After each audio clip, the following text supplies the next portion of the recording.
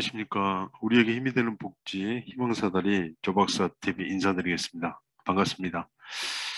어, 이번 시간에는 좀 더 구체적으로 부당 청구의 개념과 관련 규정에 대해서 구체적으로 살펴보도록 하겠습니다. 부당 청구의 개념과 관련 규정인데요.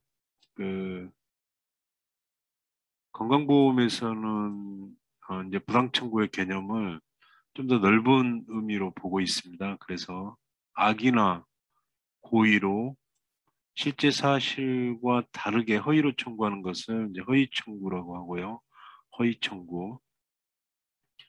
기준이나 범위를 초과해서 진료하고 그 비용을 청구하는 것을 이제 과잉 청구. 그다음에 수가 산정 착오, 기재상 누락, 오기 등 표시상의 착오와 급여 기준을 잘못 적용하는 등 내용상의 착오로 청구하거나 지급하는 것을 착오 청구. 이런 것을 모두 포괄하는 개념으로 이제 부당 청구의 개념을 넓은 의미로 보고 있고요. 자, 그러면 미국 보건부에서는 그 부당 청구 정보법에서는 이제 부당 청구를 기록 오류, 에러와 과잉 진료, 웨스트, 남용, 어뷰즈, 부정 청구, 프라우드로 규정하고 기록 오류를 포함하고 있습니다. 그래서 기록 오류와 같은 착오의 문제도 부당한 것으로 판단하고 있습니다. 미국 보건부에서도. 그래서 미국 보건부 부당 청구 정보법에는 부당 청구를 기록 오류, 과잉 진료, 남용, 부정 청구로 규정하고 기록 오류를 포함하고 있는 좀 더 광범위한 의미로 미국에서도 보고 있다. 그러면은 우리가 해당하는 이제 노인장기요양법 43조에 나와 있는데요. 그 부당이득 징수 대상으로 등급 판정의 결과 거짓이나 그 밖의 부정한 방법으로 장기요양 인정을 받을 경우, 그 다음에 고의로 사고를 발생하도록 하거나 본인의 입법행위에 기인해서 장기요양 인정을 받은 경우, 그리고 월 한도액 범위를 초과해서 장기요양 급여를 받은 경우, 그리고 장기요양 급여 제한 등을 받을 자가 장기요양 급여를 받을 경우, 급여 제한 사유가 있잖아요. 체납하든지 아니면은 이중 수급을 받는다든지 그럴 경우 이제 급여 제한이 되는데, 그다음에 거짓이나 그밖에 부정한 방법으로 재가 및 시설 급여 비용을 청구하여 지급받을 경우, 그밖에 이 법상 원인 없이 공단으로부터 장기요양 급여를 받거나 급여 비용을 지급받은 경우로 부당이득 징수 대상으로 구분을 하고 있습니다. 그래서 수급자의 경우 이제 장기요양법 29조에 거짓이나 그밖에 부정한 방법으로 장기요양 인정을 받거나 고의로 사고를 발생하거나 본인의 입법행위에 기인해서 장기요양 인정을 받은 경우, 그 다음에 장기요양 급여의 전부 또는 일부를 예를 경우는 제공하지 아니하게 할 수 있다. 제공하지 않을 수가 있다는 거죠. 그래서 부당 청구의 구체적인 사례를 살펴보자면요. 노인 장기요양법에서 확인되는 부당 청구의 여러 가지 이제 다빈도 사례가 있는데요. 구체적으로 살펴보도록 하겠습니다. 그래서 요양보호사 선생님들은 업무를 수행하는 과정에서 이 사례를 기억을 해 두셨다가 부당 청구에 개입하거나 관련 서비스를 제공하면 안 되겠죠. 자, 부당 청구 가담 종사자 급여 제공 제한 처분 사례 이렇게 돼 있는데 먼저 허위 청구입니다. 허위 청구, 허위 청구, 허위 청구. A 요양보호사는 실제 서비스를 제공하지 않고 제공한 것처럼 급여 제공 기록지를 허위로 작성하는 등 부당 청구에 가담하여 6개월 동안 장기요양 급여를 제공을 제한받았고 과태료 100만 원 처분을 받았습니다. 허위 청구.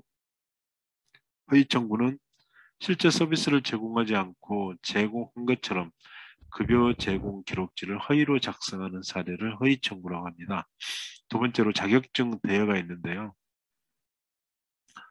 비요양보호사가 각각 다른 지자체 관할 장기요양 기관에 2개소에 소속이 돼서 실제 서비스는 제공하지 않고 제공한 것처럼 부당 청구하도록 자격증을 빌려주고 이제 대가를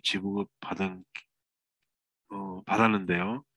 그래서 부당 청구에 적극 가담해서 각 지자체별로 각각 장기요양 급여 제공 제한 6개월 처분과 과태료 100만 원 처분을 받았습니다. 자격증 대여. 태그, RFID, 재가급여 전자관리 시스템을 이제 태그라고 하는데요.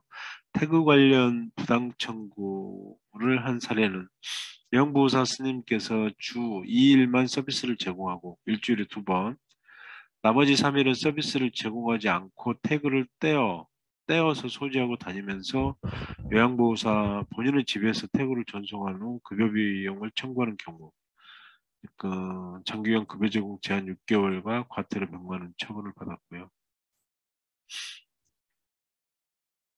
자, 인력 추가 배치 가상 기준 위반 사례인데요. 이건 사회복지사의 사례인데요. 이것도 잠깐 살펴보겠습니다. 재가기관은 사회복지사를 배치하고 사회복지사가 수급자 가정을 매월 1회 이상 급여 제공, 그러니까 요양보호사 스님들이 급여 제공 시간 중에 방문해야 되는데 방문하지 않았음에도 급여 제공 시간에 방문하여 업무를 수행한 것처럼 사실과 다르게 업무 수행 일지를 작성하고 급여 비용을 가산해서 청구를 했고요. 그 다음에 부당 청구 이제 공모에서 담합해서 그 부당 청구를 한 사례인데요. 재가기관의 A 요양보호사와 B 수급자는 2018년 9월부터 19년 9월까지 총 12개월 동안 방문 요양 서비스를 제공하지 않는 조건으로 월 10만 원씩 지급받기로 담합하고 부당 청구에 적극 가담한 사례고요. 그다음에 고의로 서비스 제공 시간을 늘려서 청구하는 사례인데요. 공공 땡땡 제거기관은 2017년 5월에서 10월, 2018년 4월에서 2019년 12월까지 총 29개월 동안 요양보호사가 실제로 제공한 서비스 시간과 다르게 서비스 시간을 뭐 2시간만 했는데 뭐 3시간을 했다든지 이렇게 서비스 시간을 늘려서 허위로 급여 제공 기록지를 작성하고 청구한 사례. 그다음에 가족인 요양보호사가 이 경우도 이제 간혹 발생을 하는데요. 가족인 요양보호사가 직업에 종사하면서 서비스를 제공한 후 청구한 사례입니다.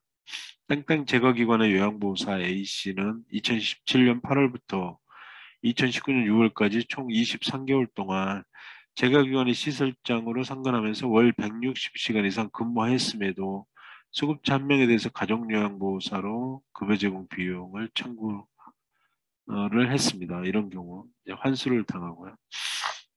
복지용구 급여 위반 사례인데요. 수급자가 필요하지 않는 물품을 요양보호사 또는 복지용구 사업소가 무료라고 권유하여 수동 휠체어, 미끄럼 방지용품, 지팡이 등 3개 품목을 수급자에게 제공하고 복지용구 사업소로부터 수수료를 받은 사례입니다.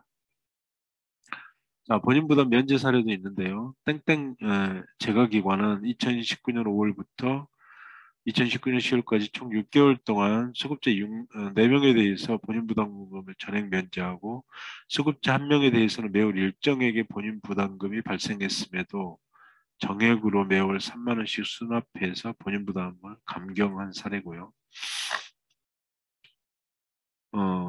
무자격자 서비스 제공 후 타인으로 청구한 사례인데요.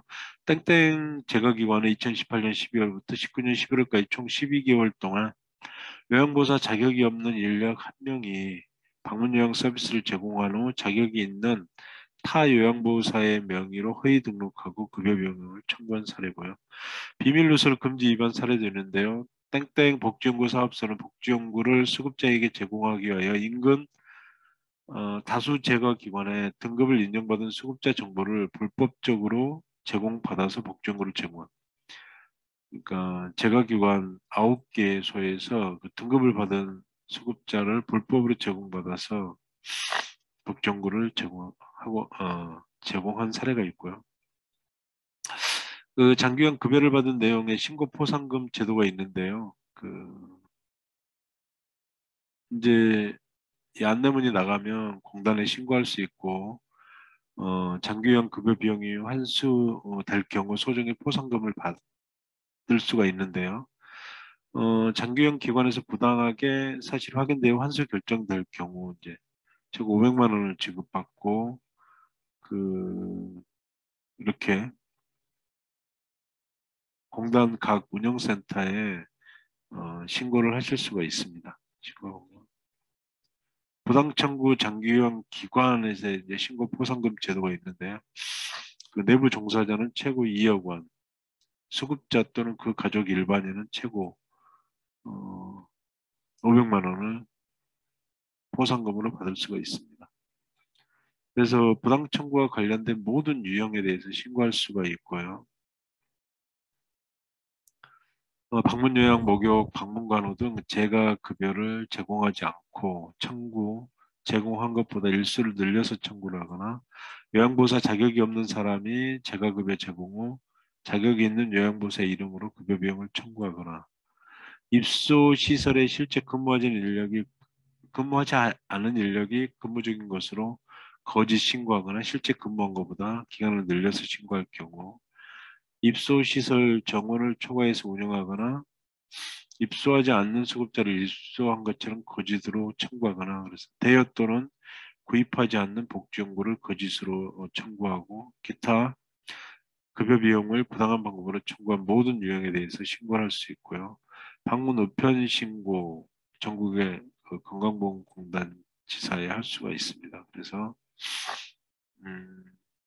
뭐 익명으로 할 수 있고 그런 신고 관련 여기 전화번호가 있는데요. 033-811-2008번입니다. 내부자 공익제보를 할 경우 신고자 신분은 보장이 되고요. 처리 결과를 알려드립니다. 033-811-2008. 다소 불편할 수 있는 내용에 대해서 자세하게 알려드렸는데요. 일선 현장에 이제 근무를 하실 때 부당에 개입될 유혹을 받을 수도 있는데요. 그럴 때 이제 흔들리지 마시고 초심을 유지하시면서 업무를 처리하시면 될 것 같습니다. 이상으로 간략하게 살펴봤고요. 제 내용이 도움이 되셨다면 좋아요, 구독, 알람 실청 부탁드리겠습니다. 경청해 주셔서 감사합니다. 다음 시간에 더 유익한 내용으로 뵙겠습니다.